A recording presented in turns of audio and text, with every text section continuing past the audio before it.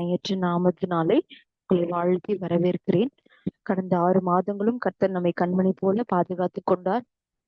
இந்த 7வது மாதத்தின் 1ஆம் நாளிலே கர்த்தர் நம்மை கூடி வர செய்த தயவுக்காய் உள்ளத்தின் ஆழத்திலிருந்து நான் ஆண்டவருக்கு நன்றி பலிகளை ஏறெடுக்கிறேன்.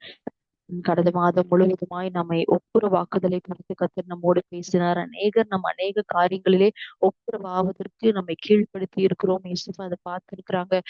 ஒப்புரவாகாமல் நம்ம நமக்கான நன்மைக்குள்ள நுழைய முடியாதுன்னு சொல்லி அநேக பகுதிகளிலே நம்மை அவரோடு கூட சமாதானமாக்கி தேவன் நமக்கு ஆசீர்வாதங்களை சுதந்திரிக்கும்படிக்கு கர்த்தர் கிருபையை கொடுத்திருக்கிறார்.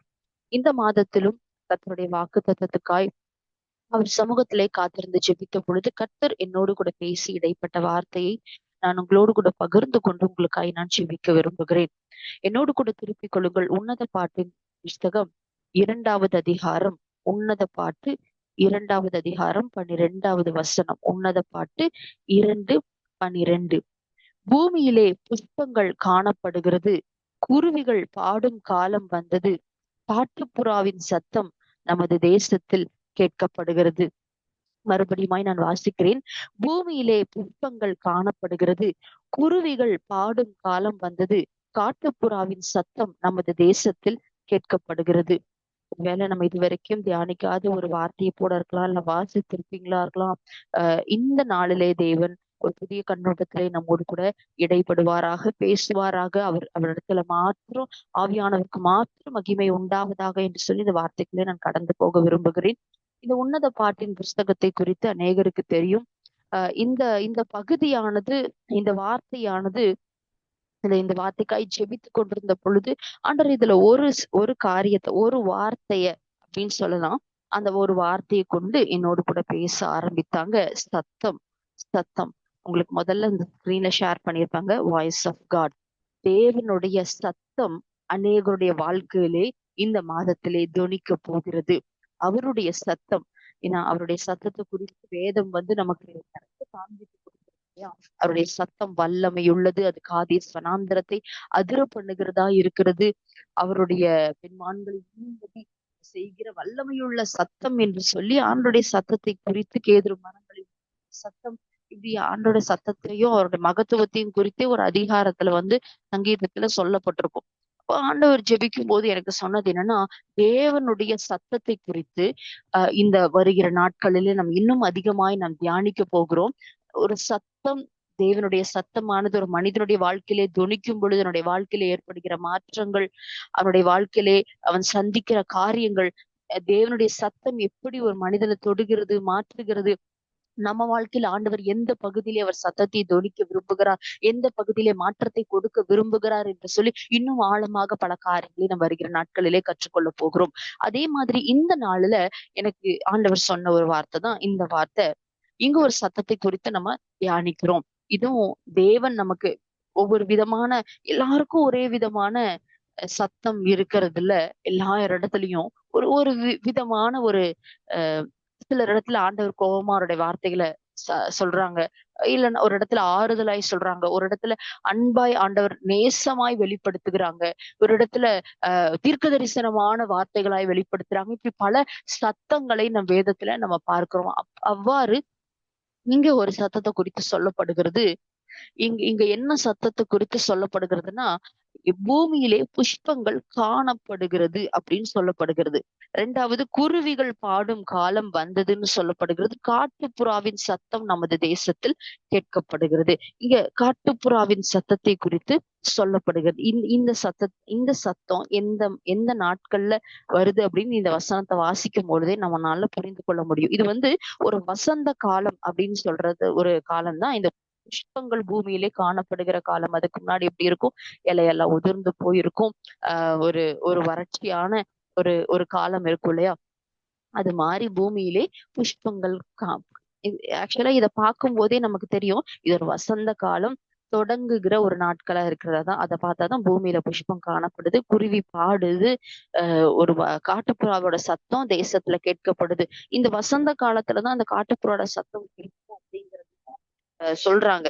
இந்த இந்த அது கேட்கக்கூடிய அந்த அந்த பறவையின் சத்தம் வசந்த காலத்துலதான் கேட்கும் அப்படின்னு சொல்லி நான் நம்புறேன். இந்த வார்த்தையை தியானிக்கிற அல்லது இந்த வார்த்தையை கேட்டுக்கொண்டிருக்கிற ஒவ்வொரு உள்ளங்களுக்கும் கர்த்தருடைய ஆவியானவர் இந்த மாதத்துல கொடுக்கிற ஒரு தீர்க்க தரிசனமான வார்த்தை என்னன்னு சொன்னா, இதுவரைக்கும் அழுகையின் சத்தம், இதுவரைக்கும் கூக்குரலின் சத்தம், இதுவரைக்கும் ஒரு ஏமாற்றத்தின் சத்தம், ஒரு இழப்பின் சத்தம், ஒரு தோல்வியின் சத்தம், ஒரு வேதனையின் சத்தம் உங்களை அதிகமாய் அலைக்கழித்துக் கொண்டிருக்கலாம். உங்களை மீள முடியாத ஒரு துயரத்துல உங்களை வைத்திருக்கலாம். ஒரு ஆரோக்கியம் இல்லாத சத்தங்களை உங்க வாழ்க்கையில கேட்டிருக்கலாம். உங்களால முடியாது, உங்க வாழ்க்கை அவ்வளவுதான், உங்களால ஜெயிக்க முடியாது, இதுதான் இதுதான் உங்களுடைய வாழ்க்கை அப்படின்னு சொல்லி உங்க வாழ்க்கை குறித்ததான முடிவை கேட்கிற சத்தங்கள், இது இப்படித்தான், அது அப்படித்தான் அப்படின்னு சொல்ற அநேக மனிதனுடைய சத்தங்கள், அநேக டாக்டர்ஸோட சத்தம், நம்மளுடைய லைஃப குறிச்சு நிதானிக்கிற மற்ற நபர்களுடைய சத்தங்கள் நம்ம வாழ்க்கையில தொனித்துக் கொண்டே இருக்கலாம்.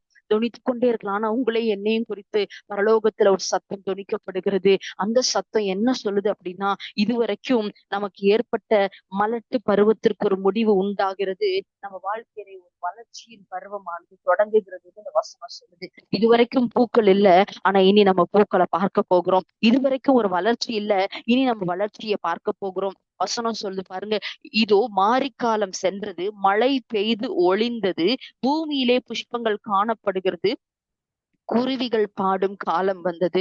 அப்ப ஆண்டவர் என்ன சொல்றாங்கன்னா, கடுமையான ஒரு ஒரு வறட்சியான ஒரு குளிர் அப்படிங்கும் பொழுது, ஒரு குளிர் அப்படிங்கும்போது ஒரு வெதுவெதுப்பான நிலைமை, குளிர் அப்படிங்கிறது வந்து ஆண்டவர் விரும்பாத ஒரு நிலைமை அப்படிதான் சொல்லியிருக்குது. ஏன்னா ஒன்னு அனலாயிரும் இல்ல ஒன்னா குளிராயிருன்னு சொல்லும் பொழுது அஹ் அத வந்து நம்ம எதைத்தான் ப்ரிஃபர் பண்றாரு ஆண்டவர்னா, நீ அனலா இருக்கணும், நீ வெது வெதுப்பா இருந்தன்னா உன்னை வாந்தி பண்ணி போடுவேன்னு சொல்றாரு. அப்ப அந்த சீசனை, அந்த ஒரு காரியத்தை நம்ம வாழ்க்கையில இருக்கிறது ஆண்டவர் விரும்பல. அந்த குளிரின் காரியம், அந்த குளிரின் காலம் என்பது ஒரு மலட்டு காலம், ஒரு வளர்ச்சியற்ற காலம், ஒரு ஒரு ஒரு கடினமான ஒரு காலம் அப்படின்னு சொல்லப்படுது. இந்த கடினமான ஒரு காலத்துக்கு ஒருவேளை இத்தனை நாட்களும் இந்த காலத்தை நம்ம வாழ்க்கையில நம்ம அனுபவித்திருக்கலாம். ஆனால் இந்த மாதம் ஒரு வசந்த காலத்தின் வருகையாகவும், ஒரு புதிய தொடக்கமாகவும், ஒரு புதுப்பித்தலையும் நம் வாழ்க்கையிலே கொண்டு வரப்போகிறது. அல்லேலூயா! எத்தனை பேர் நம்புறீங்க, விசுவாசிக்கிறீங்க? இதுவரைக்கும் என்னுடைய வாழ்க்கையில இலை உதிர்ந்த ஒரு காலம் இருந்தது. ஒரு ஒரு ஒரு ஒரு மறுமலர்ச்சி அல்ல, ஒரு மலராத ஒரு வறட்சியான ஒரு சூழ்நிலைகள் அந்த வாழ்க்கையில இருந்துச்சு. இனி ஒரு புதிய தொடக்கத்தை கர்த்தர் கொடுப்பார். ஒரு புதுப்பித்தல, ஒரு நியூ சீசனை தேவன் கொண்டு வருவார். ஏன்னா இந்த வசனத்தை தியானிக்கும் போது ஒரு சத்தத்தை என் காதுகள்ல தொனிக்க பண்ணினார் ஆண்டவர். என்ன சொன்னாங்க அப்படின்னா, the good days are going to become. ஒரு நல்ல நாட்களை நீங்க பார்க்க போறீங்க, நல்ல நாட்களை பார்க்க போறீங்க, விளைவுள்ள நாட்களை பார்க்க போறீங்க. இதுவரைக்கும் உங்க வாழ்க்கையில என்னென்ன நாட்களை பார்க்கலன்னு சொல்லி நீங்க வேதனைப்படுறீங்களோ, எதுக்காகலாம் ஜெபிக்கிறீங்களோ, இன்னைக்கு ஆண்டவர் அப்படிப்பட்ட சத்தத்தை இந்த 7வது மாதத்தின் 1ஆம் நாளிலே தொனிக்க பண்ணுகிறாரு. அறுவடைகளை பார்க்க போறீங்க, ஆத்துமாக்களை பார்க்க போறீங்க. வார்த்தைகளாக மட்டுமே இருந்தது செயல்களாக, செயல் வடிவமாக தேவன் புதிய தொடக்கத்துல இந்த மாதத்துல நமக்கு உண்டாக்க போகிறார். அதை நாம் பார்க்க போகிறோம் அப்படிங்கறதா இந்த வார்த்தை சொல்லுகிறது. அது மாத்திரமல்ல, இந்த உன்னத பாட்டு பகுதியை குறித்து நம்ம வாசிக்கும் பொழுது இது எதை குறித்து சொல்லப்படுகிறது அப்படின்னா, இது வந்து ஒரு ஒரு நேசத்தின் பிணைப்பு அப்படின்னு சொல்லப்படுகிற ஒரு ஒரு பாடல், ஒரு நேச பாடல் அப்படின்னு சொல்லி சொல்லலாம். இந்த சூனேம் அப்படிங்கிற ஒரு கிராமத்துல இருக்கிற ஒரு ஒரு அழகிய ஒரு இளம் பெண் தான். அவளுடைய பெயர் சொல்லப்படாம சூலமித்தின்னு அந்த ஊர் பேரை சொல்லி சொல்லப்படுது. இவளுக்கு அங்க இருந்த மேய்ப்பரின் மேலே ஒரு நேசம், அளவில்லாத நேசம் உண்டாகிறது. அப்போ அப்படி இருக்கும் பொழுது அங்க என்ன நடக்குது அப்படின்னா, அவர் அந்த நேசரோட, அந்த நேசர் வந்து ஒரு மேய்ப்பர், அந்த நேசருக்கும் சூலமித்திக்குமான ஒரு அன்பின் வெளிப்பாடு அந்த பகுதியில பேசப்பட்டு கொண்டே இருக்கும். நேசிக்கிறா நேசர, இந்த நேசரும் சூலமித்தியை நேசிக்கிறத பார்க்கிறோம். இப்படி ஒரு அன்பு. ஆனா இந்த சூழ்நிலையில ஒரு பெரிய பரிவாரங்களோடு சாலமோன் ராஜா அந்த பட்டணத்துக்குள்ள, அந்த கிராமத்துக்குள்ள வருகிறத பார்க்கிறோம். ராஜா பார்த்து எந்த பெண்ணை அழைத்தாலும் அந்த பெண் ராஜாவோடு கூட வந்தாகணும். இப்படிப்பட்ட ஒரு சூழ்நிலையில ராஜா என்ன பண்றாரு அப்படின்னு சொன்னா, அந்த சாலமோன் ராஜா வந்து சூலமித்தியை அழைக்கிறத பார்க்கிறோம். அவளை பார்த்து அரண்மனைக்கு அழைத்து கொண்டு போய் தன் மனைவிகளில் ஒருத்தியாக அவளை கொண்டு போகும் நோக்கிலே அவளை அழைக்கும் பொழுது அவ என்ன சொல்றா அப்படின்னா, அவளும் வேற வழியில சாலமோனினாலே அவள் வந்து அரண்மனைக்கு கொண்டு போகப்படுகிறாள். அவ அந்த இடத்துல போய் என்ன பண்றான்னா, தன் நேசரின் மேலுள்ள நேசத்தை அநேகரிடத்திலே, இந்த அவள் பெண்களிடத்திலே, அங்க இருக்கிறவர்களிடத்துல அவ பகிர்ந்து கொள்ளுகிறாள்.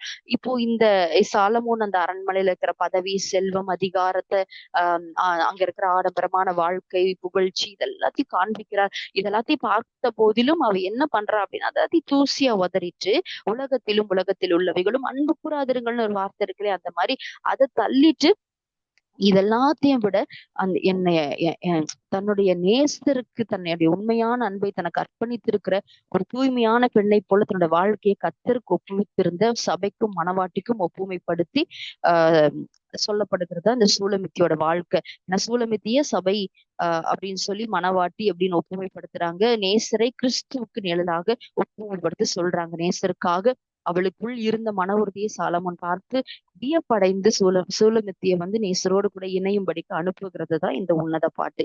அப்போ இந்த உன்னத பாட்டுல இங்க சொல்லப்படுகிற ஒரு சத்தம், அநேக சத்தங்கள் இந்த உன்னத பாட்டுல நீங்க பாத்தீங்கன்னா நிறைய சத்தம் உண்டாகும். நேசரின் சத்தம் அப்படின்னு சொல்லப்பட்டிருக்கும். இன்னைக்கும் இந்த நேசரின் சத்தம் நம்ம வாழ்க்கையில இந்த மாதத்திலே துணிக்கிறது. அந்த நேசரின் சத்தம் எப்படியாக இருக்கிறதுனா, வறண்டு போன நம்ம வாழ்க்கையை செழிப்பாக்குகிறதா இருக்கிறது.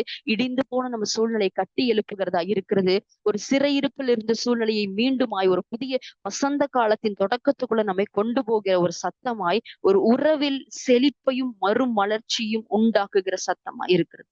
மலட்டு பருவம் முடிஞ்சு வளர்ச்சி தொடங்குதுங்க. அதுதான் பரிசுத்த ஆவியானவர் சொன்னார். வசந்த காலத்தின் ஒரு வருகையாய் இந்த மாதம் இந்த எண்ட் டைம் வாரியர்ஸ்க்கு இருக்கும்னு சொல்லி, நீங்க கால் வைக்கிற கிராமத்துல எல்லாம், கால் வைக்கிற பகுதியில எல்லாம், தொடுகிற ஊழியத்துல எல்லாம், நீங்க இப்ப அக்னிய பச்ச வைக்கிற பலிபீடத்துல எல்லாம், பலிபீடத்துல எல்லாம் நீங்க அக்னிய பாப்பீங்க. இன்னும் வளர்ச்சிய பாப்பீங்க. இன்னொரு எழுப்புதலை பாப்பீங்க. பரிசுத்த ஆவியானவர் அப்படிப்பட்ட மாற்றங்களை உண்டாக்குகிறது தான் இந்த இந்த அந்த வசனத்துல இருந்து நம்மோடு கூட பேசுகிறார்.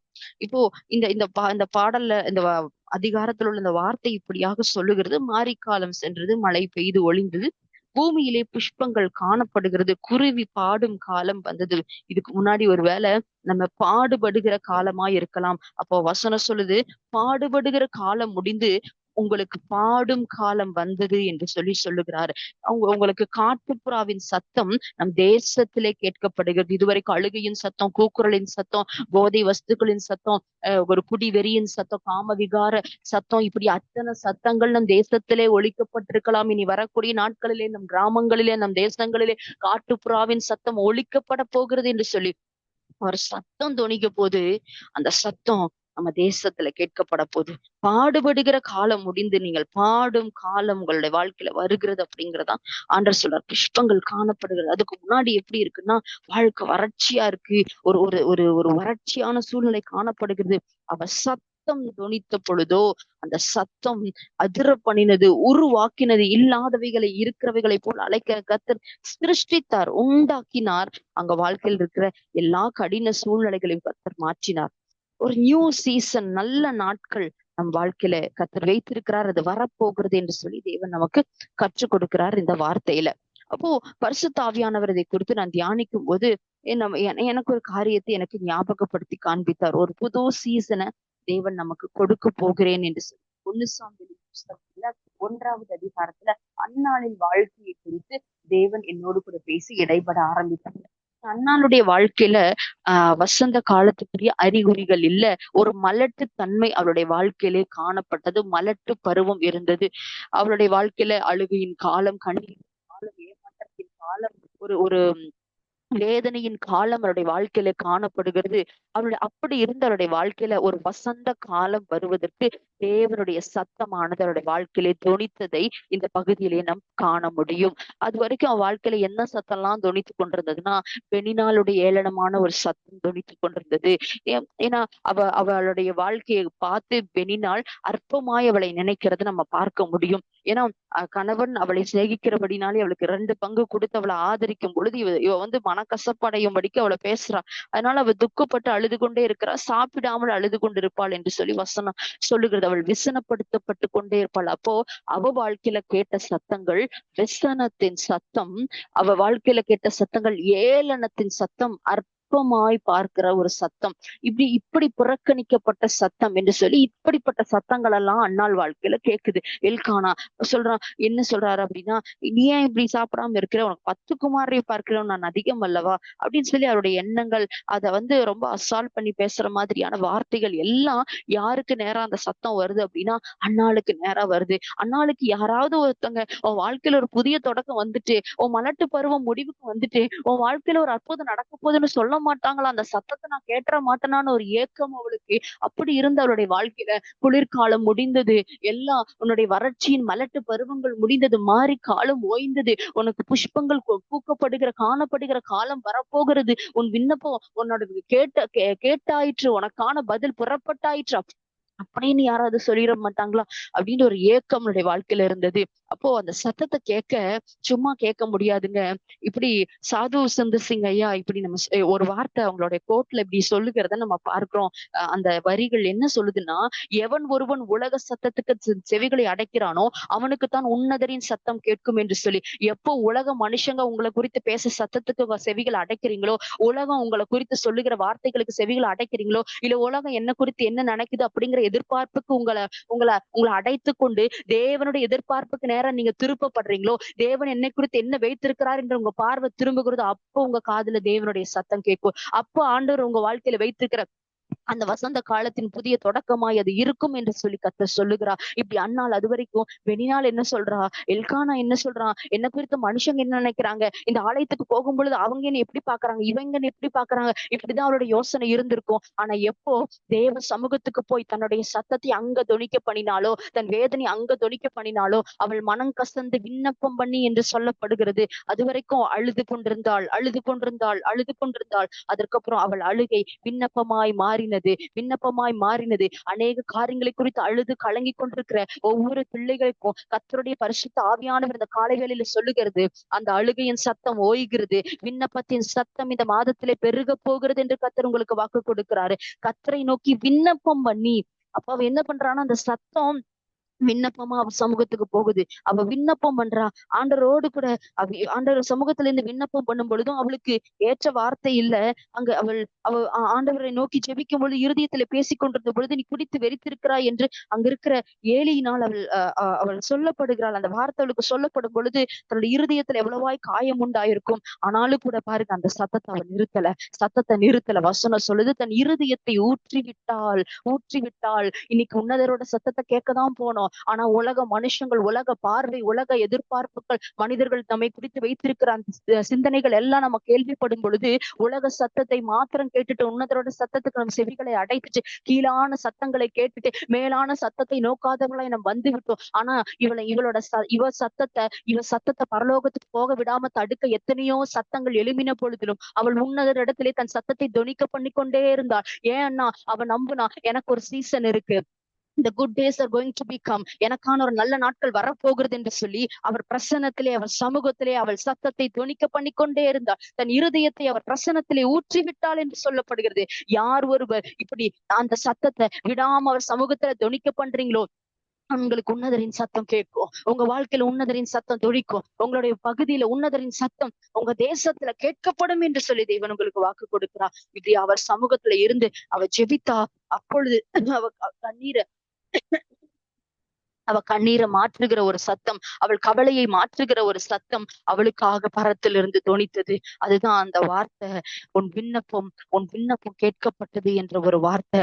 நேரம் மட்டும் விண்ணப்பம் பண்ணிக்கொண்டே இருக்கிறாள். உன் விண்ணப்பத்தின்படியே உனக்கு கட்டளையிடுவாராக என்ற பரத்திலிருந்து ஒரு வார்த்தை, அவளை தேற்றுகிற ஒரு வார்த்தை. குளிர் முடிந்தது, உனக்கான மாரிக்காலம் முடிந்தது, அது ஓய்ந்தது, உனக்கான வசந்த காலம் தொடங்குகிறது. மலட்டு பருவம் முடிந்து ஒரு உறவின் செழிப்பு உண்டாகிறது, ஒரு மறுமலர்ச்சி உண்டாகிறதுமா. இதுவரைக்கும் யாருக்கும் இல்லாத ஒரு சத்தம் உன் வாழ்க்கையிலே தொனிக்கப்படுகிறது என்று சொல்லி மலட்டு தன்மைக்கு ஃபுல் ஸ்டாப் வச்சு ஆண்டவர் வளர்ச்சிக்கு ஒரு ஒரு ஒரு ப்ராக்ரஸ் கொடுக்கத்தக்கதான ஒரு சத்தம் வாழ்க்கையில துணிக்குது. இப்படி ஒவ்வொரு நாளும் அநேக சத்தங்களை குறித்து நம்ம தியானிக்க போகிறோம். இவ வாழ்க்கையில இன்னைக்கு அன்னாள் வாழ்க்கையில கேட்கப்பட்ட சத்தம் மலட்டு தன்மைக்கு ஃபுல் ஸ்டாப் வைக்கிற சத்தம், வளர்ச்சிக்கு கமா போடுகிற ஒரு சத்தம். அப்படிப்பட்ட ஒரு சத்தத்தை தேவன் இந்த காலை வேளையில் இந்த வார்த்தையை கேட்கிற தேவ ஜனமே உங்களுடைய வாழ்க்கையிலும் தொனிக்க பண்ணுவாராக. அண்ணனுடைய வாழ்க்கையில தேவன் தொனிக்க பண்ணினார். அந்த சத்தத்தை தொனிக்க பண்ணினார்.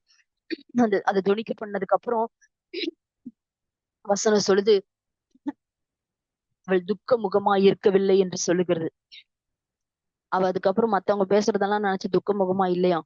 அதுக்கப்புறம் அவ அழுதுட்டே இல்லையா, அவ சோர்ந்து போய் இல்லையா, சாப்பிடாம இல்லையா. அந்த வார்த்தையின்படியே ஆண்டவர் உன்னதருடைய சத்தத்துக்கு தன் செவிகளை திறந்தபடியினாலே அவளுக்கு ஒரு தொடக்கத்தை தேவன் கொடுத்தார். ஒரு வசந்த காலத்தின் வருகை உண்டானது. எப்போனா நீங்காம ஒரு பிரசன்னத்துல இருந்த சத்தத்தை உயர்த்திக்கிட்டே இருந்தா அவளுடைய வாழ்க்கையில ஒரு சத்தம் வெளிப்பட்டது. வாழ்க்கை தலைகீழாய் மாற்றத்தக்கதான சத்தம்.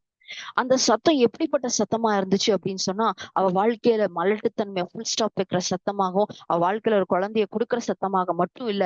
அதுக்கப்புறம் நீங்க வாசித்தீங்க அப்படின்னு சொன்னா, ஆண்டவர் தான் முதல் பேர்சேபா வரைக்கும் புகழை கொண்டு போகிற, அதாவது அந்த ஒரு ஒரு ஒரு பிரம்மாண்டமான ஒரு காரியத்தை செய்கிற ஒரு தீர்க்கதரிசிய ஆண்டவர் அவர் வயித்துல வைக்கிறார். அந்த வசனம் சொல்லுது, 1 சாமுவேல் 3:21 சொல்லுது, கர்த்தர் சீலோவிலே தம்முடைய வார்த்தையினாலே சாமுவேலுக்கு வார்த்தையினாலே சாமுவேலுக்கு தம்மை வெளிப்படுத்தினார் என்று சொல்லி. அதுக்கு முன்னாடி வரைக்கும் சாமுவேல் பிறக்கிறது, அந்த பிறந்து அந்த வசனம் பாருங்க இன்னும் சொல்லுது, அது வசனம் இல்லாத ஒரு நாட்கள், வார்த்தை வெளிப்படாத ஒரு நாட்கள் என்று சொல்லப்படுகிறது. அது இருளாயிருந்த நாட்கள், வார்த்தை வெளிப்படவில்லை என்று சொல்லி வசனம் சொல்லுகிறது. ஏன்னா 3வது அதிகாரத்துல 7வது வசனம் சொல்லுது, கர்த்தருடைய வார்த்தை அவனுக்கு இன்னும் வெளிப்படவில்லை என்று சொல்லப்படுகிறது. 3வது அதிகாரம் 1வது வசனத்துல கர்த்தருடைய வசனம் அபூர்வமாய் இருந்தது, பிரத்யட்சமான தரிசனம் இருந்ததில்லை என்று சொல்லப்படுகிறது. வார்த்தையின் வெளிப்பாடு இல்லை. ஜனங்கள் எல்லாம் ஒரு சத்தத்துக்காக எதிர்பார்த்து கொண்டிருக்கிறாங்க. அப்போ அவங்களுடைய வாழ்க்கையை உயிர்ப்பிக்கிற சத்தம், அவங்க வாழ்க்கையில மறுமலர்ச்சியை ஏற்படுத்துகிற சத்தத்தை உண்டாக்குறதுக்கு ஒரு ஸ்திரீயோட கண்ணீரை துடைத்து அவள் மூலமாய் அநேகருடைய கண்ணீர்கள் துடைக்கப்படுகிறது. நான் மறுபடியும் சொல்றேன், அன்னைக்கு சத்தங்கள் இல்ல, வறட்சிகள் காணப்பட்டது. அநேகருடைய வாழ்க்கையில மலட்டுத்தன்மை இருந்தது.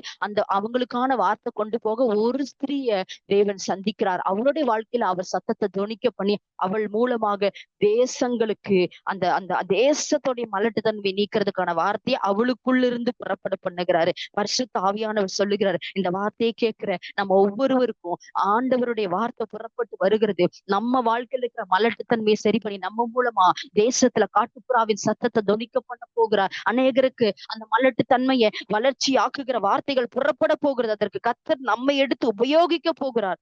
அதுக்கு ஆண்டவர் ஒரு டூலை அண்ணால் எடுத்து உபயோகித்தார். அண்ணால் மூலமா வெளிப்பட்ட அந்த சாமுவேல் வருகிறதுக்கு முன்னாடி வார்த்தை பிரத்யட்சமா காணப்படல, வார்த்தை அபூர்வமா இருந்தது. ஏலிக்குமே வார்த்தை தெரியல. ஒரு ஒரு ஒரு குருட்டாட்டம் பிடிக்கப்பட்ட ஒரு சூழ்நிலையில் தான் அந்த சபையும் அந்த மக்களும் அந்த ஜனங்களும் இருந்தாங்க. பெட்டியை பாதுகாக்க வேண்டியவங்களை பெட்டியை கவனமாய் பாதுகாக்காதபடி அது பிடிக்கப்பட்டு போகிற தக்கதான சூழ்நிலைகள் அந்த நாட்களிலே காணப்பட்டது. ஆனா அந்த வார்த்தை ஏலிக்கு வெளிப்படுத்தப்படல, ஓப்னி பினகாசுக்கு வெளிப்படுத்தப்படல, சாமுவேலுக்கு வெளிப்படுத்தப்பட்டது. வார்த்தையை கொண்டு வருகிற, சத்தத்தை தனக்குள்ளே பிறப்பிக்கிற ஒரு டூல ஆண்டவர் தன் மூலமா வெளிப்படுத்துகிற ஒரு டூல ஆண்டவர் யார வச்சாருன்னா அங்க சாமுவேல வைத்தாரு. இன்னைக்கும் பரிசுத்த ஆவியானவர் சொல்லுகிறாரு, ஒரு சத்தம் ஒரு மனிதனுடைய வாழ்க்கையில தொனிக்க பண்ணும்போது அவங்களுக்கு மட்டும் அது வசந்த காலம் இல்ல, தேசத்துக்கே வசந்த காலம். அதுதான் ஆவியானவர் சொல்லி முடிக்க விரும்புகிறாரு. உங்க வாழ்க்கையில தொனிக்கிற ஒரு சத்தம் உங்க வாழ்க்கையில மட்டும் புதிய தொடக்கம் இல்ல, உங்க மூலமா அநேக வாழ்க்கையில புதிய தொடக்கம். உங்க வாழ்க்கையில தொனிக்கிற சத்தம் உங்க வாழ்க்கைக்கு மட்டும் மறுமலர்ச்சி இல்ல, உங்க மூலமா தேசத்துக்கே ஒரு மறுமலர்ச்சியை உண்டாக்குகிற சத்தம். பரிசுத்த ஆவியானவர் இடைப்பட்டு கொண்டிருக்கிறதை நான் உணர்கிறேன். ஆவியானவர் உங்களோடு கூட பேசி கொண்டிருக்கிறார். இன்னைக்கு 2 காரியத்தை கேட்க போறோம். எனக்குள்ள உங்க சத்தம் தொனிக்கட்டும், என் மூலமா ஆண்டவரே தேசத்துக்குள்ள உங்க சத்தம் தொனிக்கட்டும், எங்களுக்குள்ள உங்க சத்தம் தொனிக்கட்டும், எங்க மூலமா தேசத்துக்குள்ள ஒரு சத்தம் தொனிக்கட்டும். கேப்பீங்களா? இருக்கிற இடத்துல அப்படியே கண்களை மூடி தலைகளை தாழ்த்தி ஆண்டவர் நம்ம நோக்கி பார்க்க போகிறோம். ஆண்டவர்கிட்ட கேளுங்க, எனக்குள்ள ஒரு சத்தம் தொனிக்கட்டும்னு கேளுங்க. தொனிக்க பண்ணுகிறவர் கர்த்தர் தான். மலட்டுத்தன்மை முடிஞ்சிச்சுன்ற சத்தம், புதிய தொடக்கம் வந்துருச்சுன்ற சத்தம், புதிய மறுமலர்ச்சி உறவில் செழிப்பு உண்டாயிருச்சுன்ற சத்தம் எனக்கு வேணும் ஆண்டவரே, வேணும் ஆண்டவரே அப்படின்னு கேளுங்க. அந்த அந்த சத்தம் தொனிக்கப்பட்டுச்சுன்னா உங்க மூலமா கிராமங்களுக்கு அந்த சத்தம் தொனிக்கப்படும், பட்டணங்களுக்கு தொனிக்கப்படும், சிறுவர் ஊழியத்துல தொனிக்கப்படும், வாலிபர் ஊழியத்துல தொனிக்கப்படும், ஜெப குழுக்கள்ல தொனிக்கப்படும். வறட்சி மாறும். ஒரு புதிய தொடக்கத்தை கர்த்தர் வாழ்க்கையில கொடுக்க வல்லவராய் இருக்கிறார். அப்பா அதுக்கு எங்களை பயன்படுத்துங்க ஏசப்பா. ஆண்டவரே உங்க சமூகத்துல ஒப்பு கொடுக்கிறேன்னு சொல்லி கேப்பீங்களா? ஓ ரிகாடா லீதலா லிகபல ஷதல ரியாதனா வீல ரகபல லியாதல பியந்தல ரகல ரியாதனா. பரிசுத்த ஆவியானவரே, யாரெல்லாம் அந்த கால வேளையில உங்களை நோக்கி பார்த்து எங்களோடு பேசணும் என்று சொல்லி கேட்கிறாங்களோ, பரிசுத்த ஆவியானவர் அவர்களோடு இடைப்பட்டிருக்கிறீங்க நான் நம்புறேன்ப்பா. ஆண்டவரே அப்பா, அந்த வார்த்தை அவங்களுக்குள்ள போய் 100 மடங்கு விளைவை கொண்டு வரட்டும். மலட்டு தன்மையின் பருவத்திற்கு ஒரு முடிவு வந்து வசந்த காலத்தின் வருகைக்கு ஆண்டவரே அப்பா ஒரு தொடக்கத்தை நீங்க கொடுக்குறீங்க செய்வீங்கன்னு நாங்க நம்புறோம் ஆண்டவரே. அண்ணாளுடைய மலட்டுத்தன்மைக்கு முற்றுப்புள்ளி வச்சு அவ அப்பா வளர்ச்சிக்கு தொடக்கத்தை கொடுத்தவர். இந்த நாட்கள்ல எதெல்லாம் எங்க மூலமா பிறப்பிக்க முடியலன்னு சொல்லி ஆண்டவரே ஒரு மலட்டு தன்மையோடு இருக்கிறாங்களோ அப்பா ஆண்டவரே, ஒவ்வொருவர் மூலமாகவும் வார்த்தை வெளிப்படுகிற சாமுவேல் ஆண்டவரே இயேசுவின் நாமத்தினால வெளிப்படுவார்களாகன்னு சொல்லி ஜெபிக்கிறோம். வெளிப்படுவானாகன்னு சொல்லி ஜெபிக்கிறோம் ஆண்டவரே. அப்ப வார்த்தையை வெளிக்கொண்டுகிற அந்த சாமுவேலின் அபிஷேகம் ஒவ்வொருவருக்குள்ளேயும் கடந்து வருவதாக, அவங்க வாழ்க்கையில தொனிக்கிற சத்தம் அநேகருடைய வாழ்க்கையில உயிர்ப்பிப்பின் சத்தமாய் கடந்து செல்வதாக, அவர்கள் வாழ்க்கையில தொனிக்கிற அந்த புதிய தொடக்கத்தின் சத்தம் அநேகருடைய வாழ்க்கையில புதிய தொடக்கத்தையும் உறவில் செழிப்பியும் ஒரு மறுமலர்ச்சியும் கொண்டு வருவதாகன்னு சொல்லி ஜெபிக்கிறேன் ஏசப்பா. இதுவரைக்கும் கேட்ட கூக்குரலின் சத்தத்துக்கும் அழுகையின் சத்தத்துக்கும் தோல்வியின் சத்தத்துக்கும் ஒரு முற்றுப்புள்ளி வச்சு ஆண்டவரே அவங்க வாழ்க்கையில ஒரு உயர்வின் சத்தத்தை ஆண்டவரே, வெளிச்சத்தின் சத்தத்தை அல்லது ஆண்டவரே எசப்பா ஆண்டவரே ஒரு உயிர் மீட்சியின் சத்தத்தை நீங்க கேட்க பண்ண போறீங்க. அவங்க மூலமா தேசங்களுக்குள்ள அந்த சத்தம் புறப்பட போது அதற்காக நன்றி செலுத்துகிறோம் ஏசப்பா. ஆண்டவரே, கேட்ட பிள்ளைகள் ஆசீர்வதிங்க, 100 மடங்கு விளைவை தாங்க. இந்த மாதம் முழுவதுமாய் அவங்க வாழ்க்கையில ஒவ்வொரு நாளும் ஒவ்வொரு சத்தம் துணிக்கட்டும். இன்னைக்கு இந்த சத்தம் துணித்ததுனால இந்த பாவத்தை விட்டுட்டேன், இதன் மூலமா அநேகர தேவனுக்குள்ள வழி நடத்த கத்தர் கிருபை செய்திருக்கிறார், இப்படி எல்லாம் சொல்லட்டும் ஆண்டவரே. ஆண்டவர் இயற்கைக்கு அப்பாற்பட்ட சாட்சிகள் வெளிப்படட்டும். குடும்பங்கள் ஆசீர்வதிக்கிற, வாலிபர்கள் ஆசீர்வதிக்கிற, அப்பத்தண்ணீர் ஆசீர்வதிக்கப்படட்டும். பொருளாதார தேவைகள் சந்திக்கப்படட்டும். சஞ்சலம் தவிப்பு ஓடி போகட்டும். நன்மையும் கிருபையும் சூழ்ந்து கொள்ளட்டும். எல்லா விபத்தின் கிரியைகள், மரணங்கள், அந்தகார கிரிகள், போராட்டங்கள், சத்துரு கிரியைகளை இயேசு கிறிஸ்துவின் அதிகாரம் நாமத்தினால் நாங்கள் கடிந்து கட்டி அப்புறப்படுத்துகிறோம். அப்பா, இந்த 7வது மாதத்தை, இந்த பரிபூர்ண மாதத்தை உங்க பிரசனத்துல வைக்கிறோம். எங்களால முடியாதுப்பா, நீங்க நடத்தி தாங்கப்பா, நீங்க செய்யுங்க ஏசப்பா. நீங்க இந்த மாத ஊழியங்கள், இந்த மாத எல்லா கூட்டங்களையும் பொறுப்பெடுத்து நடத்துங்க ஆண்டவரே. அப்பா, ஒவ்வொருத்தவங்களுடைய சரீர சுகம், பலன், ஆரோக்கியத்தை கத்தர் பொறுப்பெடுத்துக் கொள்ளுங்க. அப்ப கலந்து கொண்ட பிள்ளைகள் ஆசீர்வதிங்க. இந்த ஊழியத்துல முன்களத்துல நிக்கிற ஒவ்வொரு பொறுப்பாளர்களையும் கத்தர் ரத்த கோட்டைக்குள்ள ஒப்பு கொடுத்து செபிக்கிற, பாதுகாத்துக் கொள்ளுங்க. இன்னும் 1000 மடங்கு இப்பொழுது இருக்கிறதை பார்க்கலும் பெருகுவார்களாக, தேவனுக்காய் பயன்படுவார்களாக. நீர் அப்படி செய்து உங்க நாமத்தை மகிமைப்படுத்துங்கப்பா. தாழ்த்தி ஒப்பு கொடுக்கிறோம். இயேசு கிறிஸ்துவின் நாமத்தில் ஜெபிக்கிறேன் நல்ல பிதாவே, ஆமேன். என் ஆத்துமாவே கத்தரை ஸ்தோத்ரி, என் முழு உள்ளம் என்னுடைய பரிசுத்த நாமத்தை ஸ்தோத்ரி. என் ஆத்துமாவே கத்தரை ஸ்தோத்ரி, கத்தர் செய்த சகல உபகாரங்களையும் இன்றைக்கும் மறவாதே. ஆமேன். God bless you.